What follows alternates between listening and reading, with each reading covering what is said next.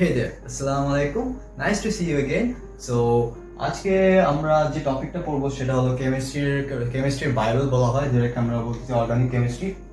So এটা অনেক একটা লম্বা টপিক, যেটা তোমাদের জন্য অনেক লেকচার লাগবে। বাট আমি ট্রাই করতেছি তোমাদেরকে কিছু বেসিক ধারণা দেওয়া। আর আমি ধরে নিতেছি তোমাদের নামকরণ পার্টটা এবং কিছু বেসিক ফান্ডামেন্টাল জিনিসগুলো যেগুলো আমাদের চ্যাপ্টারের প্রথমে থাকে, এগুলো তোমরা করে নিয়েছো, এবং আমরা এর পরে যে টপিকগুলো আছে সেগুলো নিয়ে আলোচনা করবো।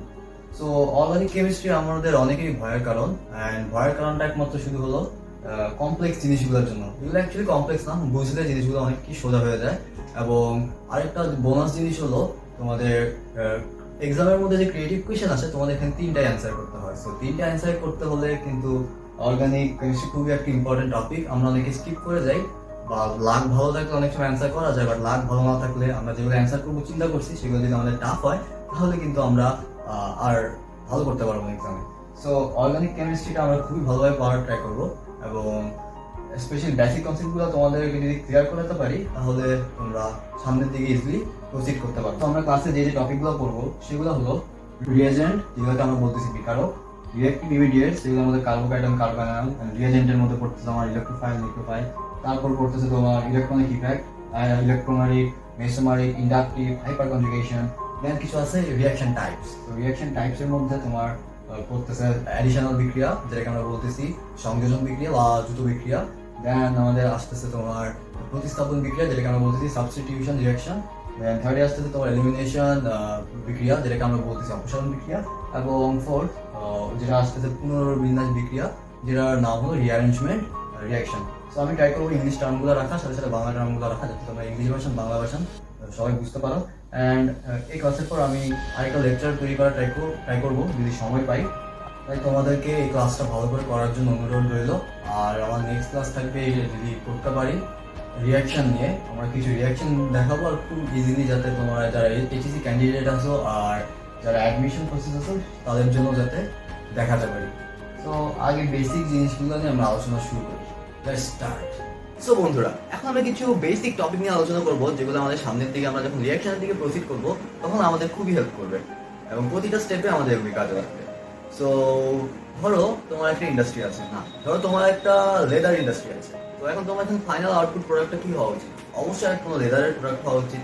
সো এই লেদারের প্রোডাক্টের তৈরি কি আমাদের শুধুমাত্র লেদার থেকে ডিরেক্ট হয়ে গেছে? না, এর জন্য আমাদের লেদার বা চামড়ার তোমার কি বলে প্রসেসিং করতে হইতেছে, অনেক র মেটেরিয়ালস লাগতেছে, অনেক অনেক একটা কমপ্লেক্স প্রসেসের মাধ্যমে আমাদের কি ফাইনাল একটা আউটপুট প্রোডাক্ট পাচ্ছি, তাই না?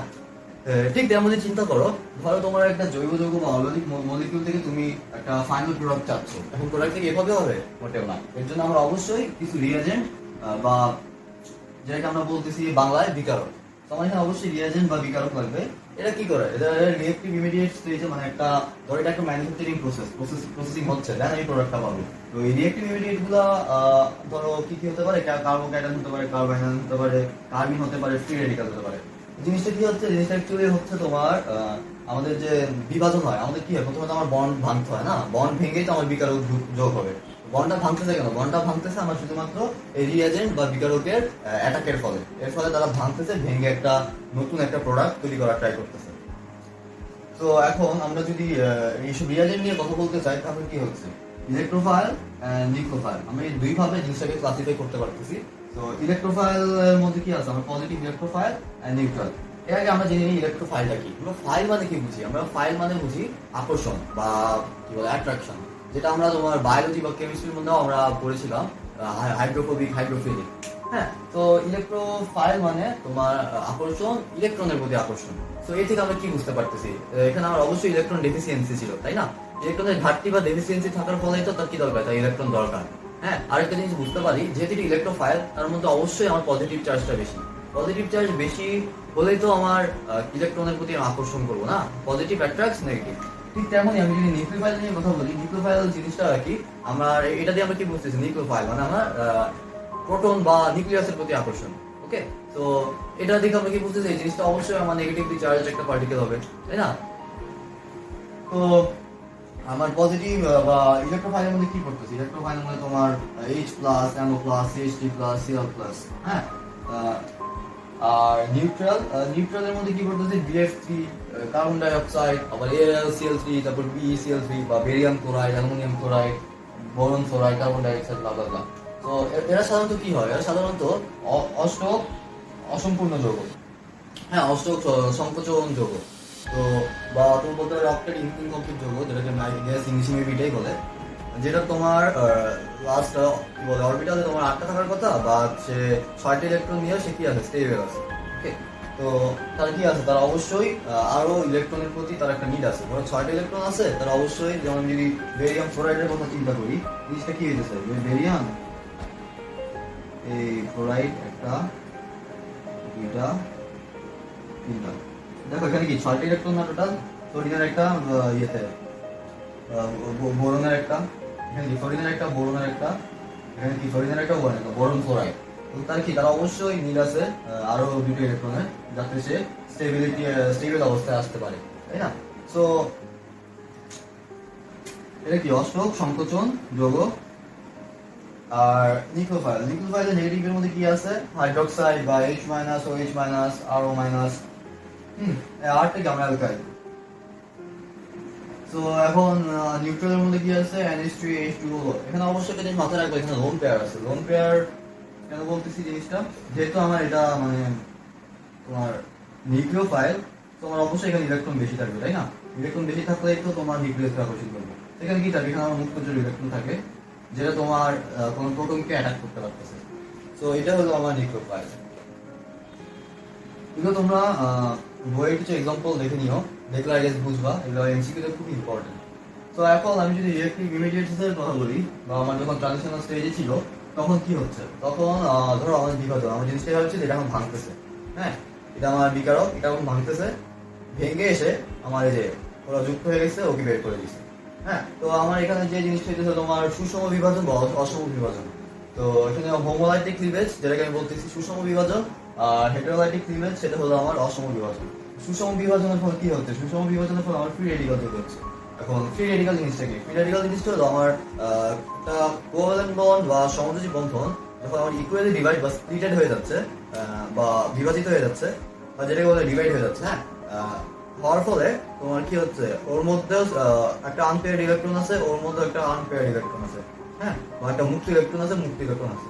তো আমি যদি প্র্যাকটিক্যাল একটা এক্সাম্পলের কথা চিন্তা করি, ধরো আমাদের যে অ্যাটমসফিয়ার, এই যে এনভায়রনমেন্ট পলিউশন ফলে যে আমাদের পৃথিবীর ওজোন লেয়ার ক্ষতিগ্রস্ত হচ্ছে, আমাদের কিভাবে ক্ষতিগ্রস্ত হচ্ছে, এটা ক্ষতিগ্রস্ত হচ্ছে বিকজ অফ ফ্রি রেডিকাল। তো এর জন্য আমাদের কিছু জানতে হবে, আমার ফ্রি রেডিকালের যে প্রসেসটা শুরু হয় কিভাবে। এটা কিন্তু কোনো নর্মাল ওয়েতে প্রসেস হয় না, তো নর্মাল ভাবে জিনিসটা শুরু হতে পারে না। এর জন্য আমার কি কি লাগে, ধরো এই জিনিসটা মনে রাখবা, হেল্পার। তো আমার হিট লাগতেছে, ইলেকট্রিসিটি লাগতেছে, তারপর লাইট লাগতেছে, তারপর আমার পাওয়ার অক্সাইড লাগতেছে, এটা কি মনে আসতেছে না? আর হলো তোমার রেডিকাল। তো এর মধ্যে আমার যে হিট, ইলেকট্রিসিটি, এত লেখার প্রয়োজন নেই, লাইট, পাওয়ার অক্সাইড। তো হিট, ইলেকট্রিসিটি, লাইটের প্রভাবে আমার জিনিসটা প্রসেসটা স্টার্ট হইতেছে।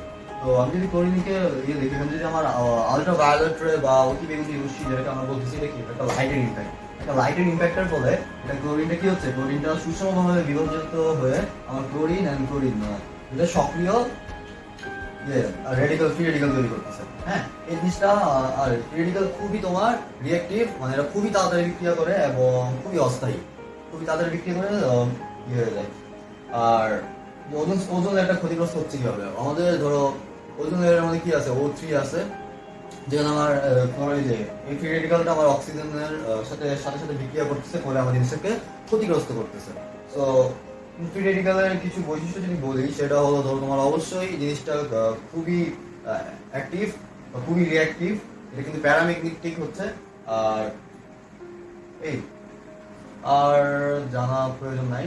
এখন যদি আমরা হেটারোলাইটিক ক্লিভেজের কথা বলি, হেটারোলাইটিক ক্লিভেজের কথা বলতে গেলে আমার আসতেছে কার্বোক্যাটায়ন, কার্বনায়ন। এই জিনিসটা কিভাবে হচ্ছে, ধরো এখানে তোমার ইথাইল ক্লোরাইড ছিল, ইথাইল ক্লোরাইড কি হচ্ছে, আমার ইয়ের ফলে একটা বিকারকের ফলে এখান থেকে কি হচ্ছে, ক্লোরিন ইলেকট্রন টানতেছে তার দিকে, এর ফলে ক্লোরিন মাইনাস, আর এই যে ইথাইল গ্রুপটা কি হয়ে গেছে, একটা ক্যাটায়ন হয়ে গেছে। ক্যাটায়ন কি বলছি, ক্যাটায়ন মানে আমাদের ধনাত্মক আয়ন। কার্বন আয়নের ফলে কি হয়, আমার যে এখানে CH2 প্লাস ছিল বা এখানে প্লাস ছিল, এটা হয়ে যাবে কি মাইনাস। তো এটা কি হইতে পারে, ধরো এখানে আরেকটা বিকারক আছে যেটা আমার তোমার অ্যালডিহাইডের সাথে পানি বিক্রিয়া যদি করি তো কি হচ্ছে, আমার এখানে OH আর এখানে CH2 যে Hটা আছে এটা কি হচ্ছে পানি হিসেবে তোমার ডিহাইড্রেটেড হয়ে যাচ্ছে ধরো। তো এখানে যে গ্রুপটা হয় তখন CHO মাইনাস CH2, এখন কি হচ্ছে এখানে একটা মাইনাস, এটা আবার CH2 মাইনাস হতে পারে কোনো বিকারকের অ্যাটাকের ফলে। এই হলো তোমার কার্বোক্যাটায়ন আর কার্বন। আর কার্বিন হলো CH2 এন্ড যখন ধরো নাইট্রাইট মিথাইল নাইট্রেট যখন আমার যে মিথাইল গ্রুপটার উপর তোমার ইয়ে থাকে দুইটা কি বলে মুক্তচর ইলেকট্রন থাকে, তখন এই জিনিসটাকে আমরা কি বলতেছি, কার্বিন বলতেছি। এটাকে আমরা কার্বিন বলতেছি। হ্যাঁ, CH2 এর উপর যখন তোমার মুক্তচর ইলেকট্রন থাকবে তখন জিনিসটা যাচ্ছে কি কার্বিন। এই হলো তোমার কিছু বেসিক কনসেপ্ট। এখন আমাদের জানতে হবে ইফেক্টস। আমরা ছবি যখন এডিট করি আমাদের কিছু ইফেক্ট লাগে না, জিনিসটাকে আরো সুন্দর করতে বা জিনিসটাকে প্রসেসটা কমপ্লিট করতে। তো আমরা ইলেকট্রনিক ইফেক্টস কিছু ইফেক্ট সম্পর্কে জানবো, এগুলো আমরা পরের পার্টে তোমার করবো, ডিসকাস করবো। এখন একটা ছোট ধারণা দিই, সেটা হলো ইন্ডাকটিভ ইফেক্ট। ইন্ডাকটিভ ইফেক্টটাকে আমরা কি বলছি, আবেশীয় প্রভাব। তারপর যেটাকে আমরা প্লাস আই প্রভাব বা মাইনাস আই প্রভাব এক্সপ্লেন করতে পারি। মাইনাস আই হলো তোমার ইলেকট্রন উইথড্রয়াল গ্রুপ, আর প্লাস আই প্রভাব হলো ইলেকট্রন ডোনেটিং গ্রুপ। তো এখন আবার আছে ইলেকট্রোমারিক ইফেক্ট। ইলেকট্রোমারিক ইফেক্টে কি, প্লাস ই প্রভাব আছে বা plus E effect, minus effect, এবং mesomeric effect, mesomeric plus M effect, minus M effect. তারপর হাইপার কনজুগেশন আর মেসোমারিক ইফেক্ট জেনারেলি তোমার আমরা রেজোনেন্সে দেখি, রেজোনেন্সের এগুলোতে বেশি হয়ে থাকে। সো বন্ধুরা, এর আগের টপিকে আমরা ইলেকট্রোমারিক ইফেক্ট সম্পর্কে হালকা একটা ধারণা দিয়েছিলাম। এখন আমরা ইলেকট্রোমারিক ইফেক্টসের একটি অন্যতম কনসেপ্ট ইন্ডাকটিভ ইফেক্ট, সেটা নিয়ে একটু ডিটেল আলোচনা করবো।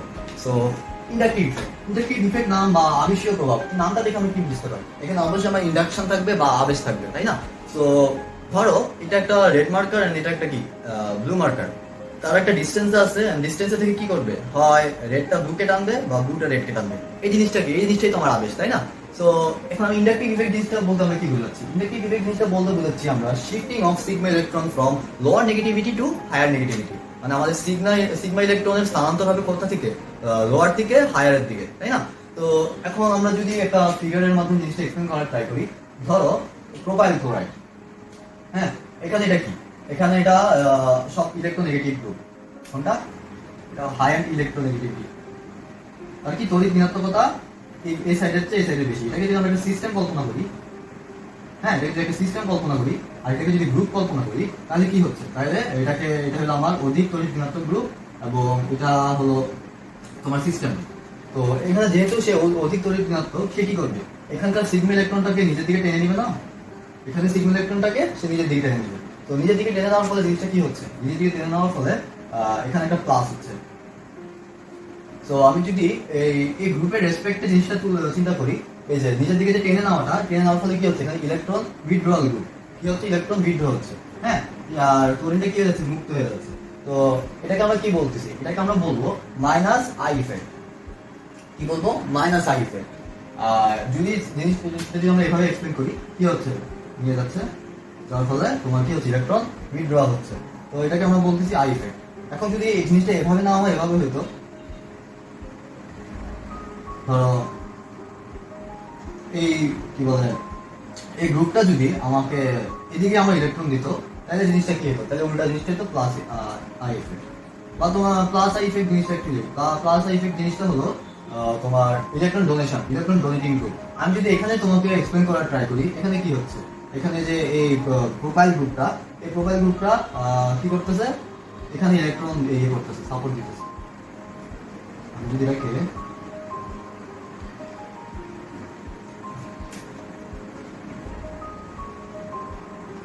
কি করতেছে, এখানে সাপোর্ট দিচ্ছে, সাপোর্ট দেওয়ার ফলে তো আমার ইলেকট্রনটা ক্লোরিন নিয়ে যেতে পারছে, তাই না? তো এটা কি হচ্ছে, এখানে কি হচ্ছে, প্লাস আই প্রভাব বা প্লাস আই ইফেক্ট। তো প্লাস আই ইফেক্ট আমাদের যে জিনিসটা থাকতেছে সেটা হলো অল অ্যালকাইল গ্রুপ। হ্যাঁ, এটা কি করবে, এটা কি হিসেবে কাজ করতেছে, ইলেকট্রন ডোনেটিং গ্রুপ হিসেবে। এটা কি করবে, ইলেকট্রন সাপ্লাই দিবে বা ইলেকট্রনের সাপোর্ট দিবে। আর মাইনাস আই ইফেক্ট কি করতেছে, আমার ইলেকট্রনটাকে সে নিজের দিকে টেনে নিয়ে যাচ্ছে, তাই না? তো এই জিনিসটা হলো আমার প্লাস আই ইফেক্ট আর আই ইফেক্ট। আমরা এখন আরেকটা জিনিস মনে রাখো, ইফেক্টটা কি, এই ইফেক্টটা কিন্তু স্থায়ী বা পার্মানেন্ট। আমরা সামনে যখন হাইপার কনজুগেশন, ইলেকট্রোমারিক বা অন্যান্য মেসোমারিক গ্রহণ করবো, এগুলো কিন্তু অ্যাকচুয়ালি স্থায়ী নেই, কিন্তু একটা অস্থায়ী প্রভাব থাকে। আর এটা কি, এটা অবশ্যই পার্মানেন্ট। আর এটা কি ডিস্টেন্স ডিপেন্ডেন্ট। ধরো আমার যে এখানে যে তারা যে ইলেকট্রন দিচ্ছে, আমার এখানে কি হবে, এখানে ডেল্টা প্লাস, এখানে ডেল্টা ডেল্টা, হ্যাঁ, মানে এখানে যে প্রভাবটা থাকবে, এখানে যে ইন্ডাকটিভটা থাকবে, প্রসেসটা থাকবে, এখানে কি হবে, এখানে জিনিসটা কম থাকবে। হ্যাঁ, সো এই জিনিসটা খুব ইম্পর্টেন্ট কনসেপ্ট, এগুলো মাথায় রাখতে হবে। এখন আমরা এটা দিয়ে স্টেবিলিটি এক্সপ্লেন করার ট্রাই করবো। So what is actually stability? Stability কখন হয়? যখন তার আর কোনো কিছু নেওয়া বা দেওয়ার কোনো ইয়ে থাকে না। ধরো একটা ক্যান্সার পেশেন্ট, এখন তার ফ্যামিলি খুব স্টেবল, তো এখন কি তার কারোর কাছ থেকে সাহায্য নিতে হচ্ছে? না, কারোর কাছ থেকে কোনো সাহায্য নিতে হচ্ছে না। বাট সেই ফ্যামিলিটা যদি স্টেবল না হয়, সে কি করবে, সে অন্যান্যদের কাছ থেকে হাত পাতবে বা অন্যান্যদের কাছে তোমার হেল্প চাবে, হ্যাঁ, যাতে ক্যান্সার পেশেন্টটা খুব দ্রুত সুস্থ হয়ে যেতে পারে। তো এখানে স্টেবিলিটিটা আমরা এভাবে এক্সপ্লেন করার ট্রাই করি। সো এখন আমরা যদি স্টেবিলিটি এক্সপ্লেন করি, সেখানে কি দেখতেছি, ধরো এখানে তিনটা অ্যালকাইল গ্রুপ আছে। তিনটা অ্যালকাইল গ্রুপ থাকলে ধরো এটা 3 ডিগ্রি কার্বোক্যাটায়ন, এটা কি 3 ডিগ্রি কার্বোক্যাটায়ন। তো এখানে ক্ষেত্রে জিনিসটা কি হচ্ছে, এটা একটা ক্যাটায়ন। তো তার কি দরকার, তার অবশ্যই অ্যানায়ন দরকার, বা ইলেকট্রনের প্রতি তার অবশ্যই একটা কি আছে, একটা অ্যাফিনিটি আছে। তো এখন দেখো এখানে সে সাপোর্ট পাইতেছে, ইলেকট্রনের অলরেডি সাপোর্ট পেয়ে যাইতেছে। তো পেয়ে গেলে কি তার ইলেকট্রনের প্রতি তেমন ফ্যাসিনেশন থাকবে? মোটেও না। কেন থাকবে না? কারণ সে অলরেডি সাপোর্ট পাইতেছে, এনাফ সাপোর্ট আছে তার কাছে। তো এই ক্ষেত্রে সে কি, এক্ষেত্রে সে বেশি স্টেবল। আর এটার ক্ষেত্রে যদি বলি, এখানে আমার কি আছে, এখানে ধরো 3 ইডিজি আছে, বা ইলেকট্রন ডোনেটিং গ্রুপ, এটা কি ইলেকট্রন ডোনেটিং গ্রুপ। এখানে 2 ইডিজি আছে, এখানে 1 ইডিজি আছে। সো এখানে যেহেতু 2 ইডিজি আছে, এখানে কিন্তু এখানকে যেমন সাপোর্টটা পাইছে, এখানে কি সে তেমন সাপোর্ট পাইতেছে, বা এখানে তেমন সাপোর্ট পাইতেছে। আমরা যদি ক্যান্সার পেশেন্ট দিয়ে চিন্তা করি, এটা ক্যান্সার পেশেন্ট, সি দিয়ে আমার প্রকাশ করতেছি ধরো, আর এখানে 3টা ফ্যামিলি সাপোর্ট করতেছে, এখানে 2টা ফ্যামিলি সাপোর্ট করতেছে, আর এখানে কি, এখানে অনেক একটা ফ্যামিলি সাপোর্ট করতেছে। তাহলে জিনিসটা কি হইতেছে, তাহলে জিনিসটা আমার এখানে ইলেকট্রনের ঘনত্বটা এখানে যে যত বেশি ছিল, এখানে থেকে কিন্তু এখানে আরো কম। তাহলে কি, তাহলে সে চাইবে, সে খুবই আনস্টেবল। কি, সে খুবই আনস্টেবল, কারণ তার এখন আরো ইলেকট্রন দরকার, আরো সাপোর্ট দরকার। তো সাপোর্ট দরকার হলে সে কি করবে, তার স্টেবিলিটি এগুলো হচ্ছে কম, মানে সে খুব তাড়াতাড়ি রিয়াকশন করবে। আমি যদি স্টেবিলিটি অনুযায়ী ইয়ে করি, সে বেশি স্টেবল, 2 ডিগ্রি কার্বোক্যাটায়ন বেশি স্টেবল, দেন এটা বেশি স্টেবল, 1 ডিগ্রি বেশি স্টেবল, মানে সবচেয়ে কম স্টেবল হলো 1 ডিগ্রি। তো এটাকে আমি, এটা কি, আমার প্লাস আই প্রভাব কি হচ্ছে, প্লাস আই ইফেক্টের ফলে আমার 3 degree 2 degree 1 degree, plus I ইফেক্টের ফলে আমার কেন ইলেকট্রনের ঘনত্ব বেড়ে যাচ্ছে, ইলেকট্রনের ঘনত্ব বেড়ে যাওয়ার ফলে তার আর অন্য ইলেকট্রনের প্রতি তেমন ফ্যাসিনেশন নেই। তো আমি যদি এখন যদি কার্বো আয়নের কথা বলি, কার্বো আয়নের ক্ষেত্রে কি হয়, কার্বো আয়নের ক্ষেত্রে তোমার এখানে কি, এখানে অবশ্যই একটা মাইনাস সাইন থাকে। কেন আমার জিনিসটা এর আগের টপিকে দেখেছিলাম। তো এই যে কার্বো আয়ন, তো কার্বো আয়নের যে জিনিসটা হচ্ছে, দেখো সেম জিনিস আমার এখানে কি হচ্ছে, এখন তার কি করবে, পজিটিভিটি দরকার। তো পজিটিভ কোনো ইয়ে, পজিটিভ বা ক্যাটায়ন দরকার, যার সাথে সে বিক্রিয়া করবে, বা বিকারক দরকার। তো এখন তার কি হচ্ছে, এখানে বেশি সাপোর্ট পাইতেছে।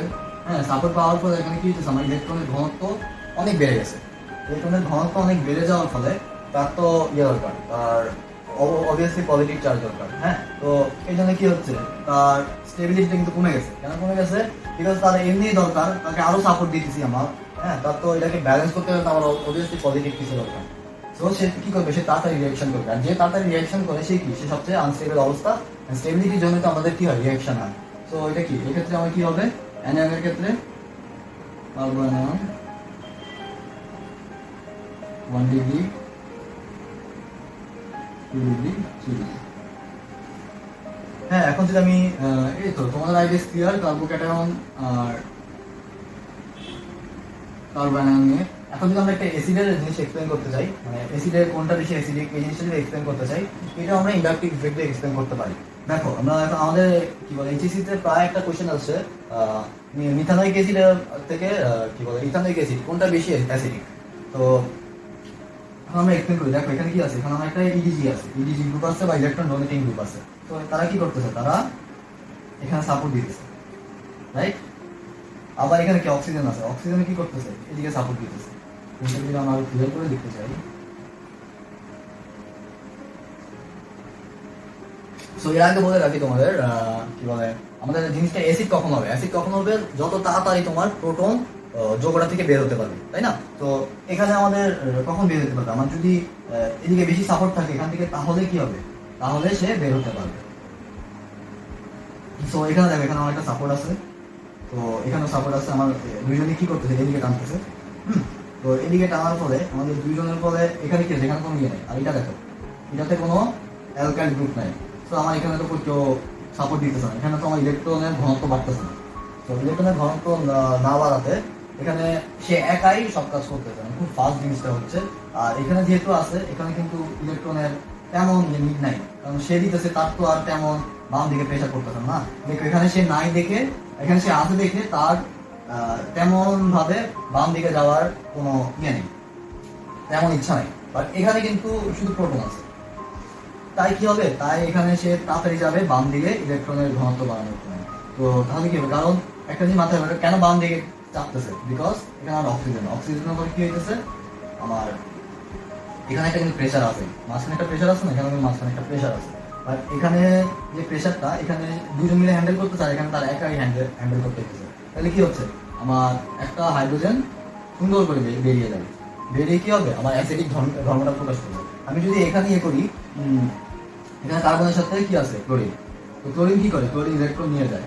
হ্যাঁ, তো এখানে আমার যে জিনিসটা থাকবে এরকম এরকম। আর তাহলে কি হচ্ছে, তাহলে তোমার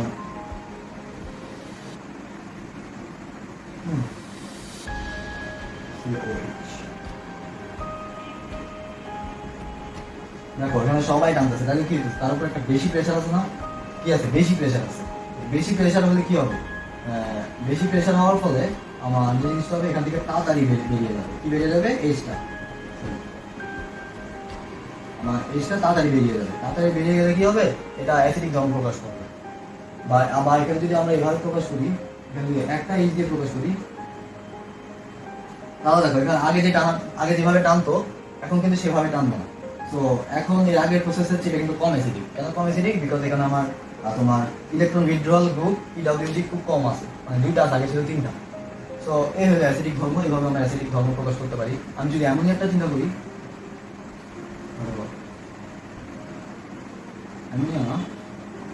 অ্যামোনিয়ার কথা চিন্তা করি,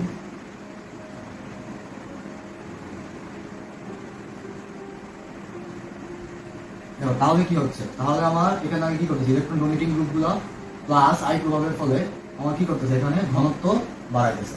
আমরা যদি এদের ক্ষার ধর্ম প্রকাশ করি, তো ক্ষার ধর্ম থেকে এখানে আমাদের কি প্রোটন ইয়ে করা, আর ক্ষার ধর্মতে আমার কি করতে হয়, আমার ইলেকট্রন দান করতে হয়। যে খুব তাড়াতাড়ি ইলেকট্রন দান করতে পারবে, সে সবচেয়ে বেশি ক্ষার ধর্ম, যেটা আমাকে লুইস খারে পড়বো সামনে। তো কি হচ্ছে, তো এখানে বেশি সাপোর্ট পাইতেছে, সাপোর্ট পাওয়ার ফলে আমার এখানে ইলেকট্রনের ঘনত্ব অনেক, তো ইলেকট্রনের ঘনত্ব অনেক হয়, সে ইজিলি দিয়ে দিতে পারবে। সে কি করবে, ইজিলি ইলেকট্রন আনলিক করে ফেলতে পারবে, বিকজ তার অনেক ইলেকট্রন আছে, একটা দিকে কিছুই আসবে না। বাট এখানে যদি আমি হাইড্রোজেন আনি, কমে যাচ্ছে, এখানে যদি আমি আরেকটা হাইড্রোজেন আনি, কমে যাচ্ছে, বিকজ তার তো তেমন নাই, সে কিভাবে দিবে। তো ক্ষারধর্মী প্রকাশ করতে গেলে আমার জিনিসটা এগুলো যত আমি হাইড্রোজেন যোগ করছি, তত আমার কমে যাচ্ছে, আর যত আমার অ্যালকাইল গ্রুপ বাড়াইতেছি, তত আমার বেড়ে যাচ্ছে। এই হলো তোমাদের স্ট্যাবিলিটি নিয়ে একটা প্রাথমিক ধারণা। তো বন্ধুরা, এখন আমি ইলেকট্রনিক ইফেক্টের আরেকটি ইম্পর্টেন্ট টপিক, ইলেকট্রোম্যাগনেটিক ইফেক্ট নিয়ে আলোচনা করবো। তো ইলেকট্রোম্যাগনেটিক ইফেক্ট আমার কখন হচ্ছে, যখন আমার মাল্টিপল বন্ড থাকতেছে, এন্ড মাল্টিপল বন্ড অ্যাকচুয়ালি কি, মাল্টিপল বন্ড আমার হচ্ছে পাই ইলেকট্রনের জন্য। তো অবশ্যই এখানে পাই ইলেকট্রনের স্থানান্তর হবে এবং টেম্পোরারি একটা প্রভাব থাকবে। আমরা ইন্ডাকটিভ ইফেক্টে পড়ছিলাম, তোমার পার্মানেন্ট একটা ইফেক্ট থাকে, বাট এখানে কি আমার একটা টেম্পোরারি ইফেক্ট থাকতেছে। মানে কি, আমাদের যখন রিএজেন্ট থাকবে, অ্যাটাক করবে, তখন এই জিনিসটা হবে, আবার রিএজেন্ট সরাই ফেললে আবার এটা আগের অবস্থায় চলে যাবে। তো ধরো এটা ইথিন, তো ইথিনের মধ্যে যদি আমার একটা অ্যাটাকিং রিএজেন্ট অ্যাটাক করে, তাহলে কি হবে, তাহলে তোমার হয় ইলেকট্রনের সরণ আমার এদিকে ঘটবে, না হয় ইলেকট্রনের সরণ এদিকে ঘটবে। দুইটার যে কোনো একটাই হতে পারে, এতে কোনো প্রবলেম নাই, যেহেতু তারা ইকুয়াল। আমরা এটাকে কি বলছি, একটা প্রতিসম বা সিমেট্রিক্যাল বলতেছি। সো এর ফলে কি হচ্ছে, আমার এখানে প্লাস, এখানে মাইনাস।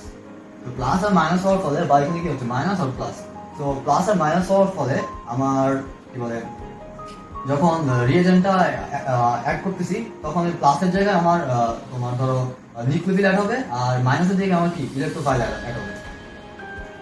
আবার এটা কি হতে পারে, এটা অপ্রতিসম বা আনসিমেট্রিক্যালও হতে পারে। তো অপ্রতিসম বা আনসিমেট্রিক্যাল হলে আমার কি একই প্রভাব থাকবে, মোটেও না। কারণ ধরো এখানে যদি অপ্রতিসম হয়, আমার এখানে কি আছে, এখানে একটা অ্যালকাইল গ্রুপ আছে, যার ফলে আমার কি ইলেকট্রনের দিকটা কোন দিকে, ইলেকট্রনের দিকটা আমার ডান দিকে।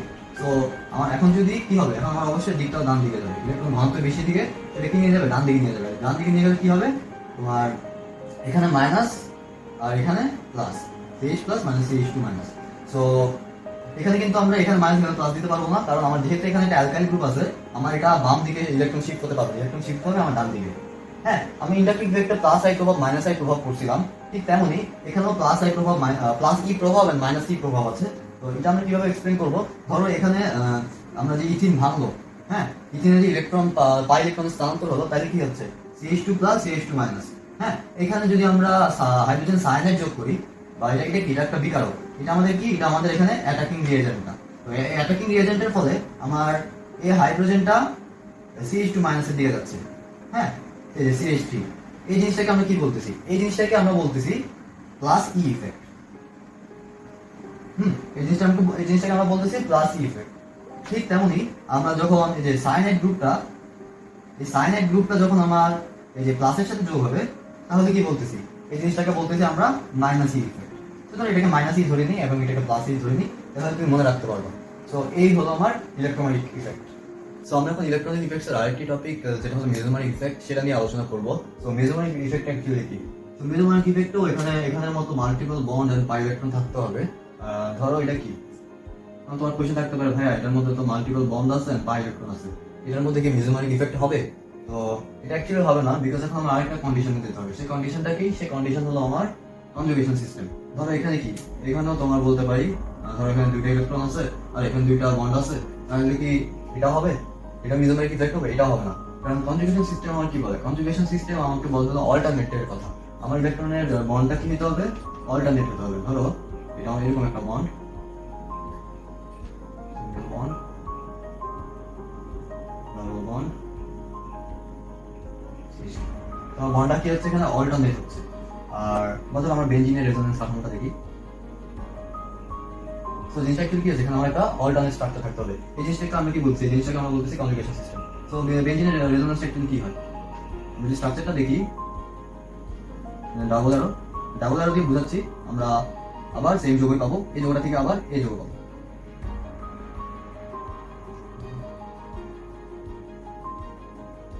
তো জিনিসটা কি হয়, এখানে ইলেকট্রনটা আমার এখানে আসতেছে, এখানে একটা আসতেছে এদিকে, এখানে একটা আসতেছে এদিকে, তাহলে আমার কি হচ্ছে, এখানে বন্ডটা এদিকে হচ্ছে, আবার এটা ইলেকট্রনটা আমার আসতেছে এখানে, এটা ইলেকট্রনটা আসতেছে আমার এখানে, এটা ইলেকট্রনটা আসতেছে আমার এখানে। তাহলে কি হয়েছে, তাহলে আমার জিনিসটা আবার এই আগের যোগের মধ্যে চলে আসছে। হ্যাঁ, বাট এটা কিন্তু আমাদের অ্যাকচুয়াল স্ট্রাকচারটা না, অ্যাকচুয়াল স্ট্রাকচারটা কিন্তু আমাদের এটা ডিলোকালাইজড ইলেকট্রন। হ্যাঁ, এটা হলো আমার ইলেকট্রনের ঘনত্বটা অ্যাকচুয়ালি দিয়ে আছে। তো মেসোম্যারিক ইফেক্টের মধ্যে আমার কি আছে, plus M effect minus M effect আছে। ধরো এটা আমার যোগটা,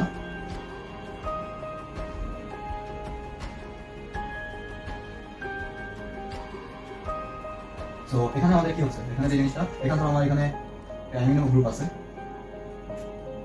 আর এখানে একটা নাইট্রো গ্রুপ আছে। সো এখানে যে জিনিসটা হচ্ছে, এটা যদি আমরা একটা সিস্টেম কল্পনা করি, আমার যে মুক্তযোগ ইলেকট্রনটা আমার কি করতেছে, সিস্টেমের দিকে দিয়ে দিচ্ছে। সিস্টেমের দিকে দিয়ে দেওয়াটাকে আমরা বলতেছি কি, মেসোম্যারিক ইফেক্ট। তো সিস্টেমের দিকে দিয়ে দেওয়ার ফলে এখানে কি ইলেকট্রন ঘনত্ব বেড়ে যাচ্ছে এবং এটা যাচ্ছে এদিকে। সো এভাবে এসে আমার এই রেজোনেন্সটা কন্টিনিউ হচ্ছে। ঠিক তেমনই এখানে যে জিনিসটা হচ্ছে, আমার অধিক তড়িৎ-ঋণাত্মকতার ফলে বা ইলেকট্রন নেগেটিভিটির ফলে এখানে কি চলে যাচ্ছে, এখানে আমার পাই ইলেকট্রনটা স্থানান্তর হচ্ছে, ডিসপ্লেসমেন্ট হচ্ছে। আর সাথে সাথে এই জায়গাটার ঘাটতিটা পূরণ করার জন্য বা ইলেকট্রনের ঘনত্বটা পূরণ করার জন্য এখানে একটা দিকে হচ্ছে। তাহলে এটা কি হচ্ছে, এটা যদি আমরা সিস্টেম কল্পনা করি, তাহলে কি হচ্ছে, ইলেকট্রন সিস্টেমের বাইরে চলে যাচ্ছে। এই জিনিসটাকে আমরা বলতেছি মাইনাস এন্ড মেসোম্যারিক ইফেক্ট। এটার আরেক নাম হলো আমার রেজোনেন্স ইফেক্ট। সো এখন আমরা হাইপার কনজুগেশন নিয়ে আলোচনা করব। তো হাইপার কনজুগেশন হতে হলে আমার অবশ্যই অ্যালকাইল গ্রুপের আলফা হাইড্রোজেন থাকতে হবে। আর আনস্যাচুরেটেড যোগটা কেমন হবে, যোগটা আমার আনস্যাচুরেটেড কার্বন বা অসম্পৃক্ত হাইড্রোকার্বন হতে হবে, এবং তোমার কার্বোক্যাটায়ন হতে পারে, ফ্রি রেডিক্যাল হতে পারে। তো আমরা এখানে দুইটা এক্সাম্পল দেখবো, যেটা হলো কার্বোক্যাটায়ন আর হলো তোমার একটা আনস্যাচুরেটেড কার্বন দিয়ে দেখবো। আর আরেকটা জিনিস মনে রাখবা, এখানে যত বেশি আলফা হাইড্রোজেন থাকবে এটা তত বেশি স্টেবল হবে। তো আমরা যদি এখন কার্বোক্যাটায়নটা দিয়ে চিন্তা করি, এটা কি, এটা একটা কার্বোক্যাটায়ন। হ্যাঁ, এবং এর কি আছে, এটা কার্বন। তো এটা কি, এটা আমার একটা আলফা কার্বন, এবং আলফা কার্বনের সাথে যতগুলো হাইড্রোজেন আছে সেগুলো কি, সেগুলো আমার আলফা হাইড্রোজেন। সো এই টপিকটা তোমাদের আলাদা ডিসকাস করলাম না, তোমাদের আলফা কোনটা বিটা কোনটা জিনিসটা এখানেই ক্লিয়ার হয়ে যাবে। দেখো এটা কি আলফা কার্বন, এগুলো যত আছে এগুলো সব আলফা হাইড্রোজেন। জিনিসটা কি হচ্ছে, জিনিসটা হচ্ছে তোমার এখানে যে প্লাস ছিল, এই প্লাসের ফলে আমার ইলেকট্রন গুলো কোন দিকে যাবে, ইলেকট্রন অবশ্যই প্লাসের দিকে যাবে। তো ধরো প্লাসের দিকে গেল, তো প্লাসের দিকে যাওয়ার ফলে তোমার এই যে এখানে যে হাইড্রোজেন গুলো ছিল, এই হাইড্রোজেনের বন্ডটা কি করবে, এখানে যখন মাইনাস এদিকের দিকে যখন যাবে তখন এখানে প্লাস হয়ে যায় না, ওই প্লাসটাকে ব্যালেন্স করার জন্য আমার ইলেকট্রন ঘনত্ব কমে যাওয়ার ফলে এখান থেকে আমার ইলেকট্রন আসবে এইদিকে। আর এটা গেল এইদিকে, এটা প্লাস ছিল, এটা আসলো এদিকে। তো সিস্টেমটা অ্যাকচুয়ালি কি হচ্ছে, তাহলে যৌগটা কি হচ্ছে, যৌগটা আমার হাইড্রোজেন আর এটা হচ্ছে CH2,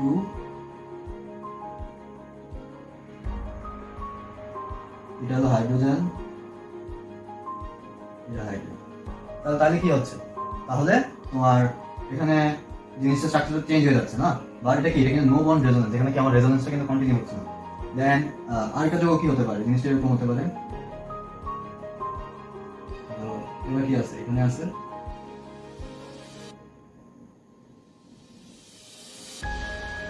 আর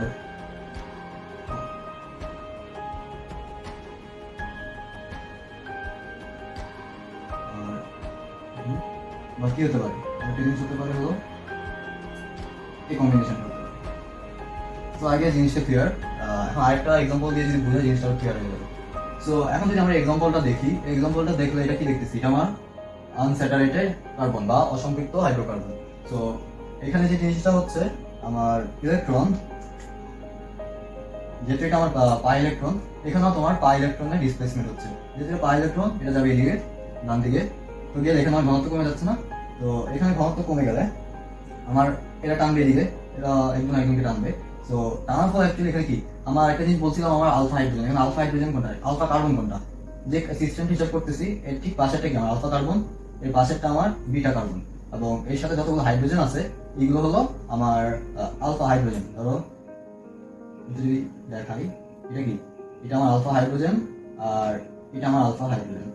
so alpha hydrogen alpha hydrogen, এখন যে জিনিসটা হবে আমার কি বলছিলাম, আমার অবশ্যই আলফা হাইড্রোজেন থাকতে হবে। সো এটার কাজ কি, তো যখন আমার এদিকে ডান দিকে চলে গেছে, এখানে ইলেকট্রন ঘনত্ব কমে গেছে, সে কি করবে, সে ডান দিকে যাবে, আবার এই আলফা হাইড্রোজেন থেকে যেটা, এটা আবার আসবে এই ঘনত্বটা পূরণ করার জন্য, ব্যালেন্স করার জন্য বা ঘাটতিটা পূরণ করার জন্য। তো ঘাটতিটা পূরণ করলে আমার জিনিসটা কি হচ্ছে, এদিকে যাওয়ার ফলে এটা হয়ে গেছে মাইনাস, এবার বন্ডটা এদিকে চলে আসছে, এদিকে হয়ে যেতেছে আমার ডাবল বন্ড, আর এখানে যেটা ছিল এই বন্ডটা আমার চলে আসতেছে এই যে কার্বনের ঘাটতিটা পূরণ করার জন্য, ঘনত্ব পূরণ করার জন্য। তো এটা হয়ে গেছে প্লাস। তো একটা যৌগের মধ্যে যতগুলো আলফা হাইড্রোজেন থাকবে তত জিনিসটা তত বেশি ব্যালেন্স হবে। সো এই হলো আমার হাইপার কনজুগেশনের একটা সংক্ষিপ্ত আলোচনা, আই গেস তোমরা বুঝছো। So this is the impact of alpha hydrogen in the stability. বন্ধুরা, এতক্ষণ আমরা ইলেকট্রনিক কম্পোনেন্টস নিয়ে জানলাম, এখন আমরা অর্গানিক রিঅ্যাকশনের কিছু টাইপস নিয়ে জানবো। So this are some types of reaction, and the first one is ধরো সাবস্টিটিউশনাল রিঅ্যাকশন বা তোমার প্রতিস্থাপন বিক্রিয়া। The next one is additional বিক্রিয়া বা তোমার যুত বিক্রিয়া অর সংযোজন বিক্রিয়া, and the third one is rearrangement or পুনর্বিন্যাস বিক্রিয়া, and the fourth one is elimination or অপসারণ বিক্রিয়া। সো আমরা যদি এখন সাবস্টিটিউশন বিক্রিয়া বা প্রতিস্থাপন বিক্রিয়া দিয়ে জিনিসটা শুরু করি, তাহলে একটা সাবস্টিটিউশন বা প্রতিস্থাপন বিক্রিয়া জিনিসটা কি, ধরো অ্যালকাইলের সাথে একটা হ্যালাইড বা কোনো একটা গ্রুপ আছে এক্স, এবং এর সাথে একটা বিকারও বিক্রিয়া করতেছে। তো এখন কি হবে, এখানে যদি ওয়াই যদি এক্স এর রিপ্লেস করে দেয়, তাহলে বা ওয়াই যদি এক্স এর জায়গা দখল করে এবং এক্স কে বের করে দেয়, তাহলে কি হচ্ছে, CH3 ওয়াই, মানে অ্যালকাইলের সাথে একটা ওয়াই যোগ হয়েছে এক্স এর জায়গাটা দখল করে। তো এই জিনিসটা কি বলে প্রতিস্থাপন বিক্রিয়া। কেন প্রতিস্থাপন বিক্রিয়া, বিকজ সে ওকে রিপ্লেস করে সেই জায়গাটা দখল করছে, ওকে প্রতিস্থাপিত করছে। তো আমি যদি একটা এক্সাম্পল দেখি, ধরো একটা 1 ডিগ্রি, ধরো অ্যালকাইল হ্যালাইড বা অ্যালকাইল ক্লোরাইড, বা 1 ডিগ্রি 2 ডিগ্রি 3 ডিগ্রি ক্লোরাইড হতে পারে, যেটা তোমার পটাশিয়াম হাইড্রোক্সাইডের সাথে বিক্রিয়া করে তোমার CH2OH, বা এটা ধরো এটা 1 ডিগ্রি 2 ডিগ্রি বা 3 ডিগ্রি কার্বন হতে পারে, এবং কি হয়েছে এই প্রোডাক্টটা উৎপাদটা তৈরি করছে। তো বাইরেকে বলতে পারি প্রোডাক্ট। তো এখানে কি হচ্ছে, এখানে তোমার এই ক্লোরিনকে, এটা আমরা বলবো নিউক্লিফাই। নিউক্লিফাই কি করতেছে, আমার এই ক্লোরিনের জায়গাটা দখল করে সে নিজে বসে যাচ্ছে এবং এখান থেকে প্রোডাক্ট হিসেবে ক্লোরিনকে বের করে দিচ্ছে। সো এখান থেকে কি বুঝতে পারি, আমার প্রতিস্থাপন এক ধরন হলো লিকুইফাইল সাবস্টিটিউশন। আমি আরেক ধরনের প্রতিস্থাপন দেখতে চাই, সেটা হলো আমার ইলেকট্রোফাইল প্রতিস্থাপন। তো ইলেকট্রোফাইল প্রতিস্থাপনে কি হচ্ছে, এই যেখানে যে বেনজিনের যে বলয়টা আছে, সেখান থেকে তোমার যে ক্লোরাইড, এখান থেকে যদি আমার ইলেকট্রন যায়, তাহলে কি হবে, এখানে একটা মাইনাস হবে না। তো মাইনাস হলে এই যে ক্লোরিনটা ইলেকট্রোফাইলটা সেই জায়গাটা নিয়ে নিবে, নিয়ে তোমার এখানে ক্লোরোবেনজিন তৈরি করবে। আচ্ছা, তো এটা কি হচ্ছে, এখানে ইলেকট্রোফাইল অ্যাটাক করতেছে তোমার এই যে এখানে, তো করলে কি হচ্ছে ইলেকট্রোফাইল প্রতিস্থাপন হচ্ছে। তো আমরা যদি এখন নিউক্লিওফাইল সাবস্টিটিউশনের কয়েকটা টাইপ নিয়ে জানতে চাই, আমরা মানে পুরো প্রসেসটাকে যদি আমরা এক্সপ্লেন করতে চাই, এটাকে আমরা দুই ভাগে ভাগ করতেছি, SN1 এন্ড SN2। SN1টা হলো আমার 3 ডিগ্রি কার্বনের ক্ষেত্রে 3 ডিগ্রি কার্বন আমরা কি বুঝাচ্ছি, ধর এটা কার্বন এবং এর সাথে 3টা কার্বন আছে, অ্যালকাইল গ্রুপ আছে, হ্যাঁ, তাহলে কি হচ্ছে, এটা 3 ডিগ্রি হচ্ছে, এটা 3 ডিগ্রি কার্বন। সো এই ক্ষেত্রে আমার প্রসেসটা একরকম হবে, এবং 2 ডিগ্রি এবং 3 ডিগ্রি ক্ষেত্রে SN2 প্রতিস্থাপন হবে, সেই ক্ষেত্রে আমার প্রসেসটা আরেক রকম হবে। তো আমার SN1 এর প্রসেসটা কিভাবে হচ্ছে, SN1 প্রসেসটা আমার 2 স্টেপে হচ্ছে। কিভাবে হচ্ছে, 2 স্টেপে।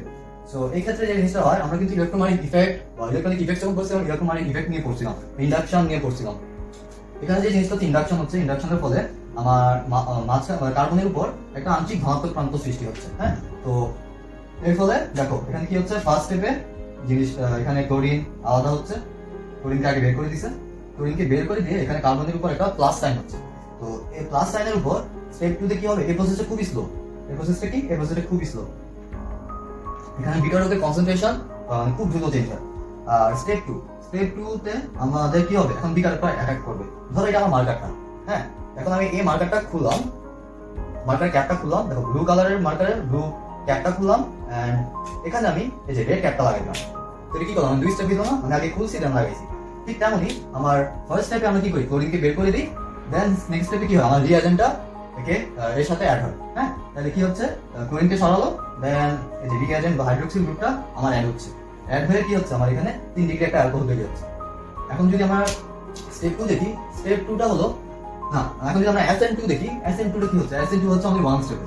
হ্যাঁ, তো এই জিনিসটা তুমি ধরো এখানে কি হলো, এখানে আবার নিউক্লিওফাইল অ্যাটাক করতেছে, বা এটাকে আমরা কি বলতেছি, অ্যাটাকিং রিঅ্যাজেন্ট। সো এটা অ্যাটাক করার ফলে আমার এখানে যে একটা অ্যালকাইল গ্রুপ ছিল, অ্যালকাইল গ্রুপের ফলে এখানে ইন্ডাকটিভ ইফেক্টের ফলে তোমার আংশিক ধনাত্মক এবং আংশিক ঋণাত্মক প্রান্ত সৃষ্টি হচ্ছে, এবং সেই প্রান্তে তোমার এখানে কিন্তু আমাদের একসাথে রিমুভ করতেছে না, এখানে আমাদের স্লোলি রিমুভ করতেছে। এখানে কি আমাদের প্রথম স্টেপটা স্লো হয়েছে, দেন যখন অ্যাড হইতেছে এটা খুব ফাস্ট হয়ে এটা অ্যাড হয়েছে। তো আমার এখানে যে জিনিসটা ঘটতেছে সেটা হলো তোমার আস্তে আস্তে, ধরো এখানে আমার 3 জন আছি, হ্যাঁ, তো এখানে সে আস্তে আস্তে বন্ডটা কি হচ্ছে, আস্তে আস্তে দুর্বল হইতেছে, আর সে কি হচ্ছে, এখানে সে আস্তে আস্তে স্ট্রং হচ্ছে। ধরো একটা রিলেশনশিপে যখন একটা থার্ড পার্সন আসে, হ্যাঁ, তখন কি হয়, আজকালকে রিলেশনশিপের যে অবস্থা, তো এখানে ধরো সে আস্তে আস্তে রিলেশনশিপে আস্তে আস্তে ডিস্টেন্স ক্রিয়েট হচ্ছে, দেন এই থার্ড পার্সনটা তাদের মধ্যে ইনভলভ হওয়ার ট্রাই করতেছেন, একটা সময় ইনভলভ হয়ে গেছে। তো জিনিসটা ঠিক তেমনই, আমার যখন এখানে নিউক্লিওফাইলটা অ্যাটাক করতেছে, তখন কি হচ্ছে, এখানে দেখো নিউক্লিওফাইলটা আস্তে আস্তে অ্যাটাক করতেছে, ঠিক এট দ্য সেম টাইম ক্লোরিনের সাথে যে বন্ডিংটা আস্তে আস্তে লুজ হচ্ছে, মানে এখানে বন্ধনটা দুর্বল হচ্ছে এবং এখানে বন্ধনটা স্ট্রং হচ্ছে।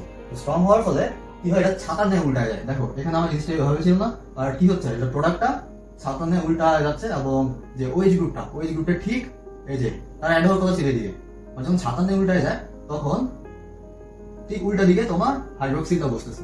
তো এটা কি সাবস্টিটিউট করতেছেন, সাবস্টিটিউট করে জিনিসটা একেবারে উল্টা গেছে, এবং এটা ওয়ান কাইন্ড অফ সাবস্টিটিউশন। মানে এটা কিসের ক্ষেত্রে হচ্ছে, এটা 1 ডিগ্রি এবং 2 ডিগ্রি কার্বনের ক্ষেত্রে হচ্ছে, আর এটা আমার 3 ডিগ্রি কার্বনের সাথে হচ্ছে। তো এই হলো আমার নিউক্লিওফিলিক সাবস্টিটিউশন।